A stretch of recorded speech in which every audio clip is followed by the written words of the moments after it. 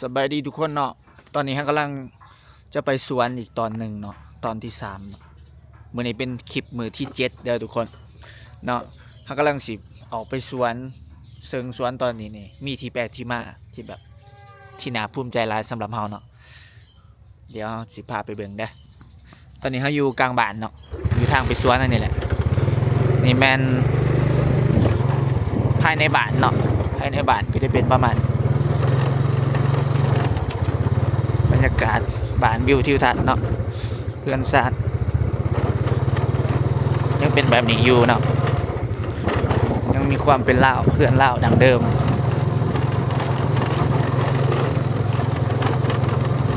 เพื่อนกอเพื่อนใหม่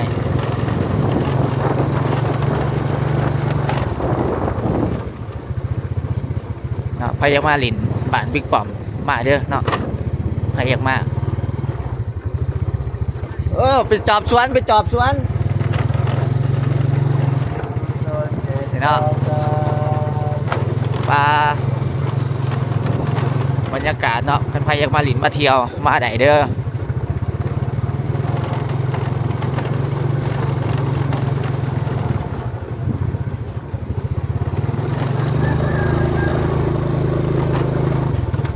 ถ่ายเบิ่งยาวๆเลยเนาะแม่นเส้นทางไปสวนของเรา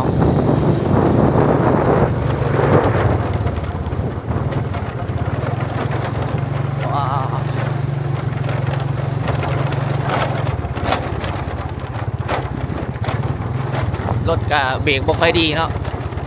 แจ็คกับเบรกบ่ค่อยชิมันโอ้โอ้โอ้โอ้โอ้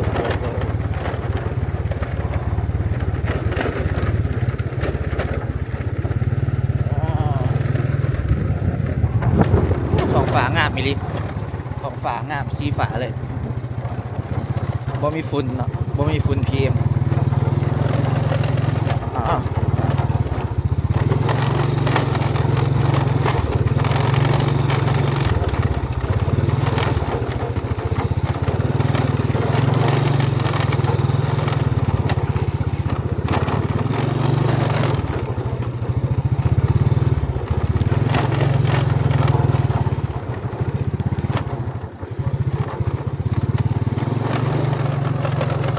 เพิ่นเลยเนาะสุดแล้วบ้านเนาะมีแต่ปลาเลย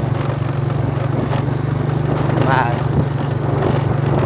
สอบเป็นสอบนี่มันอันนี้เนาะขี้ไก่เป็นขี้ไก่เนาะขี้ไก่นี่เป็นฝุ่นที่ก็จะ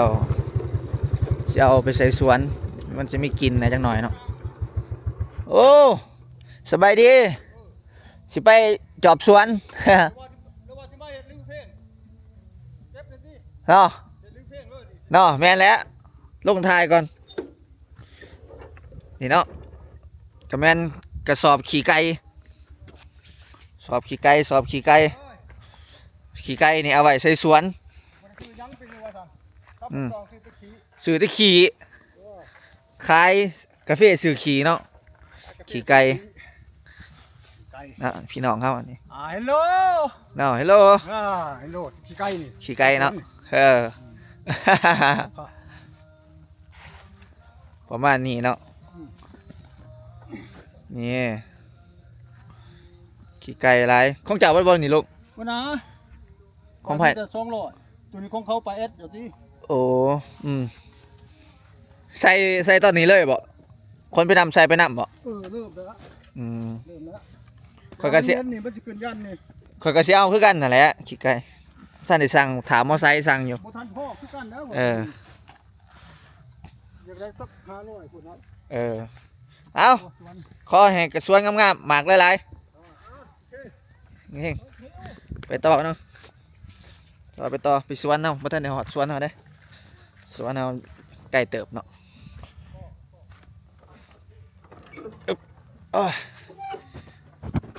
คักคือกันเนาะเฮ็ดชาเลนจ์ทุกมื้อให้มีคลิปก็มีเนาะคลิปถ่ายเบิ่งทุกมื้อเฮาก็มีแนวเฮ็ดอยู่แล้วนะมันก็ต้องมีเนาะโอ้จอบสวนงามแล้วจอบสวนงามไปหาจอบสวนงามงามแท้และสวน หาเบิ่งก่อนเป็นตาได้มีอันนำเขาอยู่บ่อ่าโอ้ยออกรถใหม่คักเถอะเว้ย อาจจะนอนอยู่เพื่อนผู้เดียว บ่แล้วใส่ฮากามาเด้ อ้าวคือว่าไปเที่ยว ไปอุบลไปแล้วกลับ เขาไปกลับ ไปครับ จะมาถ่ายหุ่นลง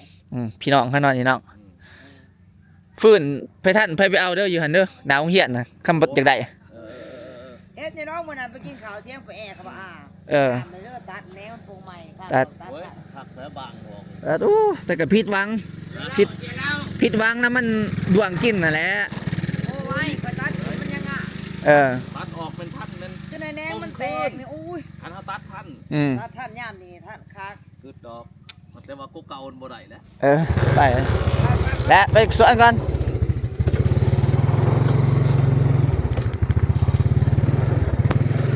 เนาะมีแต่พี่แต่น้องในบ้านซ้ำหอดสวนนี่ก็แวร์ฟอยหลายเติบเนาะ คนมักฟอยเอานี่ก็เป็นทางไปสวนขี่รถบูปลาเป็นสิเนาะทางไปสวนโอ้ให้ทุกคนได้มาเนาะไปมาอยากมาลินมาเที่ยวบ้านเฮาสิพามาเด้อ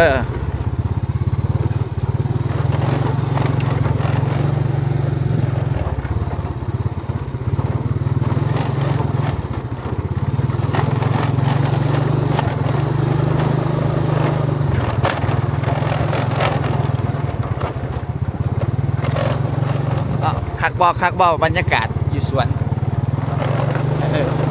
เรียวๆเนาะถ่ายคลิปยาวๆเรียวๆเลยทุกคนเดี๋ยวเบิ่ง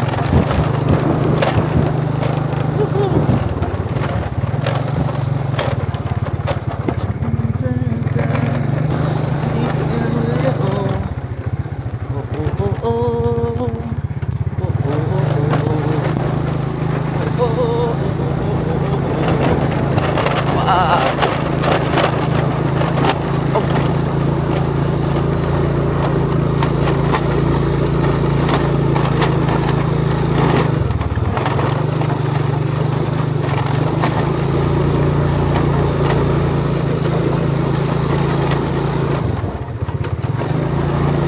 ขันยามฝนนี่ไปยากไม่ได้เนาะมันหนทางมันสิเมินแต่ว่ายามนี้มันยามแรงแต่มันไปง่ายอยู่สบายอยู่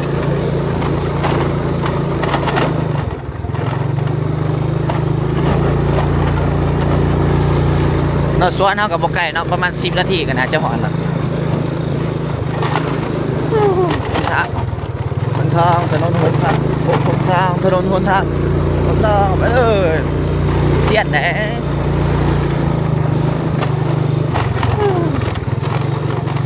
อ๋อคือในเฮาเสียดเนาะเสียดแล้วขับรถดีกว่า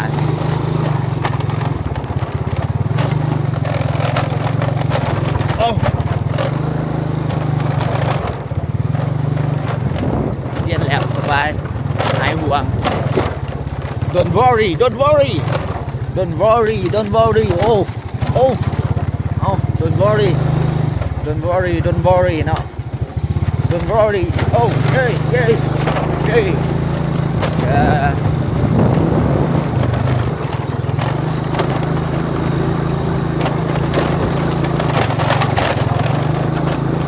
ไปเลยเบิ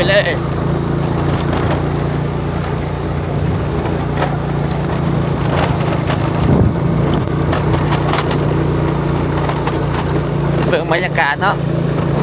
จะเห็นคลิปยาวๆเลยให้เบิ่งบรรยากาศเรียวๆเลย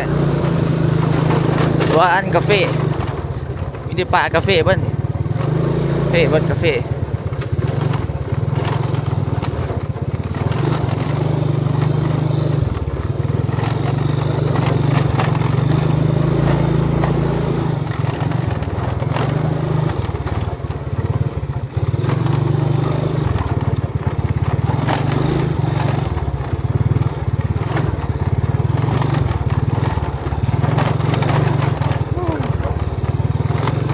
โอ้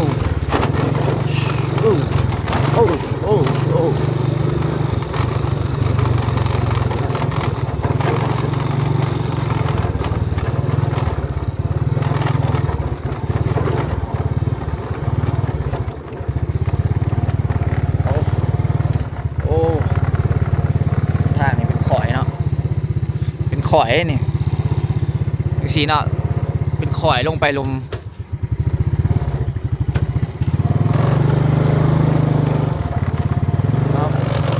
รอดหรือจะล่วงโอ้โหหนทางข่อยสั้นเป็นสั้นโอ้ย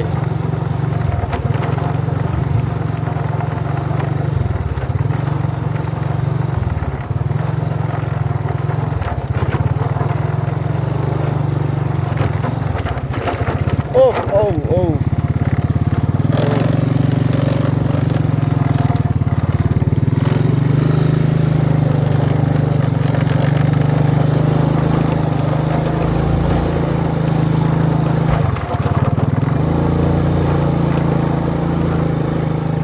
เลาะไปเนาะ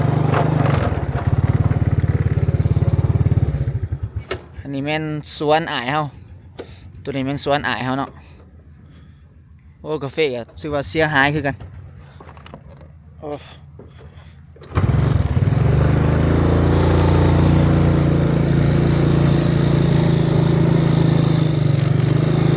โอ้ยรถเบรกติด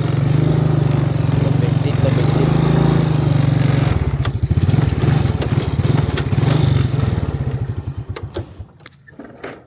โอ้ รถจักรเนาะเบรกมันติดอยู่นี่โอ้เอาได้ละกินเหยียบเบรกแล้วมันติดเอา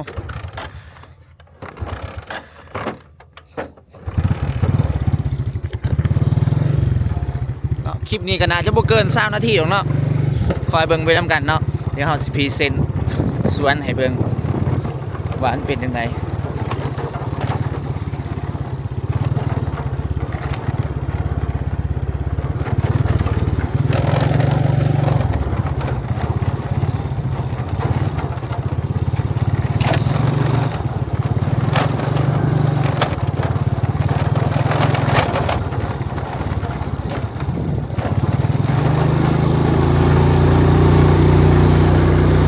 โอ้รถเบรกติดอีกแล้ว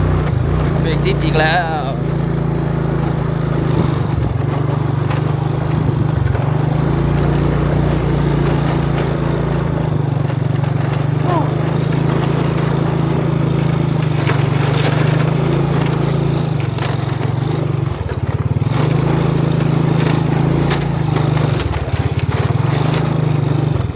ไปเนาะพอแล้วสวนเอา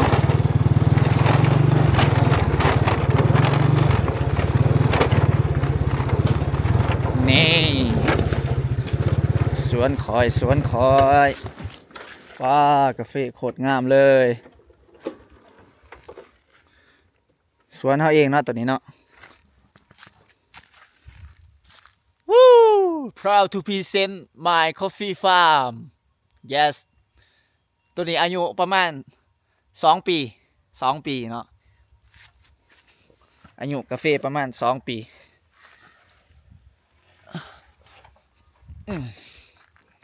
กาแฟนี่2 ปีแล้วเนาะส่วนตอนนี้กับบกวางหลายเนาะกับเพียงนั้นมาเพียงเลยหมอยคอฟฟี่ฟาร์มเป็นฟาร์มที่3เนาะสวนตอนที่3เขามี3 สวนส่วน 1 ส่วน 2ตัวนี้แม่นตัวน้อยสุดสวนตอนที่3เนาะ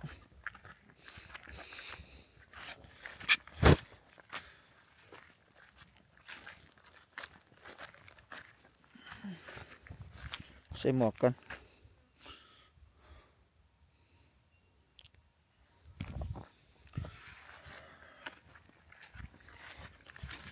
เนี่ยงาเริ่มขึ้นแล้วเนาะนี่เริ่มเห็นว่าทุกคนมันเริ่มดอกแล้วนี่ดอกมันนี่เนาะดอกมันแต่ละงาสิมีดอกสิปีหน้าได้เก็บหมากละ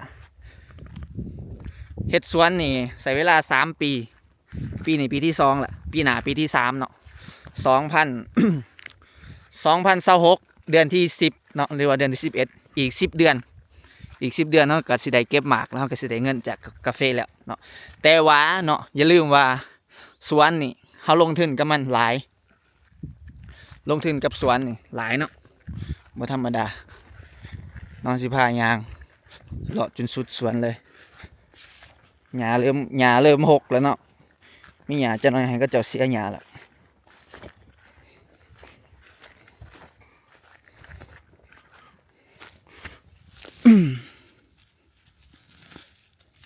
กาแฟเนาะ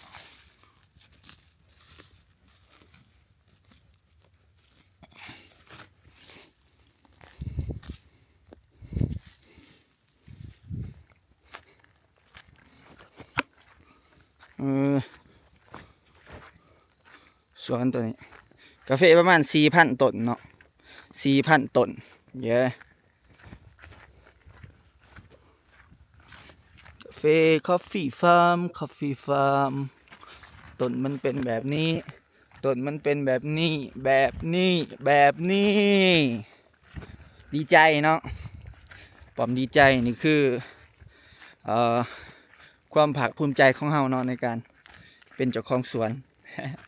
ที่ลงทุนเฮ็ดกับมันเนาะในการเฮ็ดสวนแต่ว่าฝีมือการเฮ็ดนี่มันอ้ายเฮาเป็นคนเฮ็ดให้เนาะคนเบิ่งให้แต่ว่าก็บ่มีหยังหลายเนาะ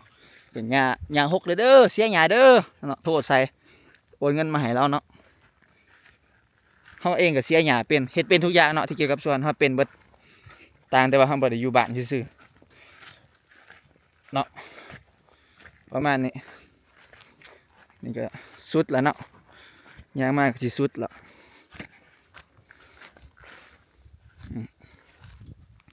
คนประมาณนี้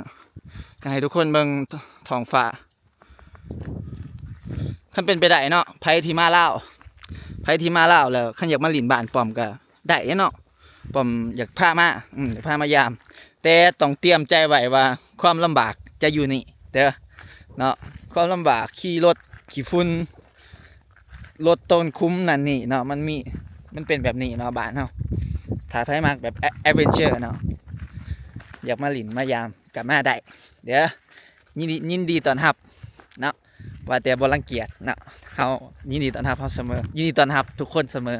เนาะไอ้น้องพอยากมาหลินเนาะเดี๋ยวเฮาไปนั่งฟอยกันก่อนเนาะ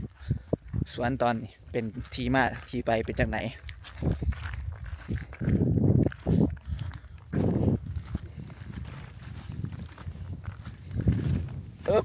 เ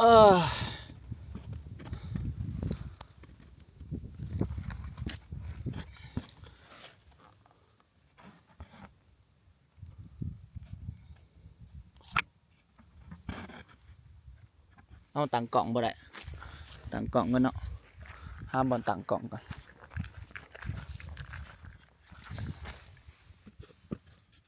โอ้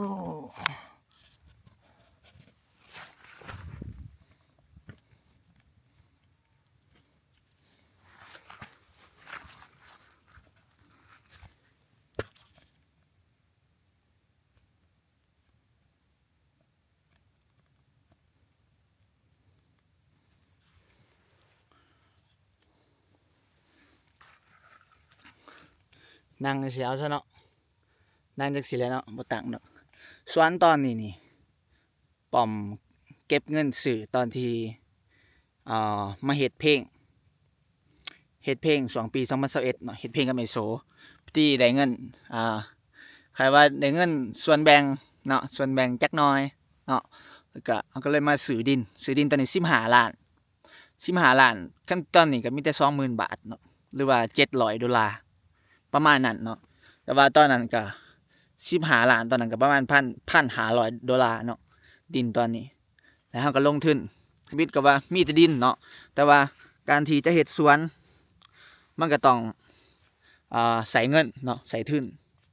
เฮาก็บ่มีเงินทุนแบบใส่เงินต้องใส่เงินประมาณ 2-3,000 เหรียญเนาะซึ่งเฮาบ่มีพอดีเฮาได้ไปสบายดีเฟสได้ไปสบายดีเฟสแล้วก็พอดีได้เงินค่าโตจากสบายดีเฟสเนาะก็หลายพันเติบเนาะก็เป็นงานที่เฮ็ดให้เฮาได้มีเงินเก็บแน่เนาะหลังจากที่เฮาได้ไปอเมริกาเนาะพอได้มีเงินเก็บเนาะบ่ถึงขั้นร่ำรวยซื้อรถซื้อล่างซื้อบ่ได้ดอกเนาะเฮาบ่ทันมีขนาดนั้นแต่ พ่อได้มาลงทุนเฮ็ดสวนซ้ำ2-3,000เหรียญพ่อมีเงินก็มาเฮ็ดสวนเนาะเอามาเฮ็ดตัวนี้พอดีเฮาก็ให้อ้ายเฮาเฮ็ดให้เนาะแล้วก็หาคนงานมาเฮ็ดให้แล้วก็เริ่มปลูกเริ่มหยังเนาะตั้งแต่มื้อนั้นจนฮอดมื้อนี้ก็2 ปีนี่คือสิ่งที่เฮาคิดว่ามันอาจจะยังดนเนาะกว่าเฮาจะได้เฮ็ดสวนแบบนี้เพราะว่าต้องใส่ทุนเฮาต้องเก็บเงินต้องจักค่ากินค่าอยู่เนาะต้องลงทุนต้องหยังหันนะสบายดีเฟสคือพอยต์เนาะคือจุดสำคัญจุดเปลี่ยนสำคัญที่เฮ็ดให้เฮาได้เงินจากค่าโตไปห้องเพลงแล้วเอามาเฮ็ดสวนตอนนี้เฉพาะสวนตอนนี้เด้อดินตอนนี้เนาะเฉพาะตอนนี้นี่เงินจากสบายดีเฟสเนาะเงินค่าโตเฮาจากสบายดีเฟสเฮารู้สึกภูมิใจสุดๆกับสวนตอนนี้เนาะเพราะว่าเฮาคิดว่าเฮาต้องโฮมเงินอีกประมาณ5 ปี 6 ปีเฮาจึงจะสามารถเฮ็ดสวนตอนนี้ได้แต่ตอนนั้นเฮาเฮ็ดได้เลยย้อนเฮาได้ไปงานสบายดีเฟสแล้วเฮาได้เงินเก็บน้อยหนึงเนาะบ่หลายปานใดหลายเติบ บ่แม่นมีเงินน้อยเนาะหลายเติบเนาะหลายพันเติบแล้วก็เลยเอาลงมาใส่สวนเนาะแลกเป็นเงินกีบมันก็ได้หลายเติบเนาะ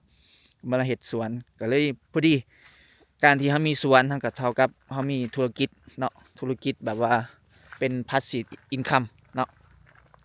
รองรับเฮาให้เฮามีรายได้สะสมแต่ละปี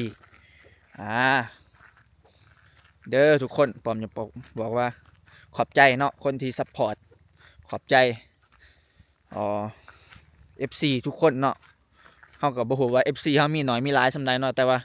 ขอบใจเนาะทุกคนที่ยังติดตามที่ยังเบิ่งคลิปเฮาฟังเพลงเฮาเนาะหลักๆก็แม่นอยากให้ฟังเพลงเฮาแหละเนาะทุกคนนี่เนาะ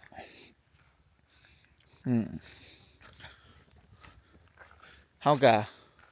บ่ได้ถึงขั้นร่ำรวยสบายมีรถใหญ่ครับขี่โกเกตากแอร์เย็นบ่เฮาก็บ่ทันมีรถมีล่างเนาะแต่ว่าเฮาเอาเงินมาขยาย business you know yeah ว่าอังกฤษอีกได้ ขยายธุรกิจเนาะอยากให้มันแบบปีนึงให้เฮามีรายได้หลายๆเนาะเพื่อความมั่นคงเพื่อที่จะสร้างครอบครัวอีกปี2 ปีป้อมก็จะสร้างครอบครัวแล้วเนาะคิดว่าเฮาก็ต้องได้เก็บเงินทุกมื้อนี่ก็ตั้งใจหาเงินได้จะขายเครื่องขายของเนาะเฮ็ดสวนแน่นั่นนี่แน่